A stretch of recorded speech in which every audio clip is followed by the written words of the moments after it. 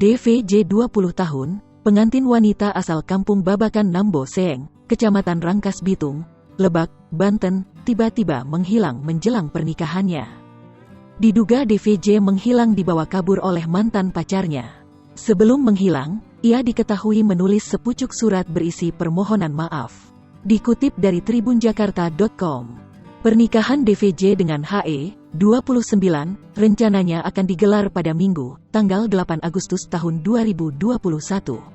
Namun, pada Kamis, tanggal 5 Agustus tahun 2021, DVJ mendadak menghilang. Karena belum ditemukan, pernikahannya dengan HE terpaksa dibatalkan. Pihak keluarga menduga, DVJ diajak kabur oleh pria yang tak lain adalah mantan pacarnya.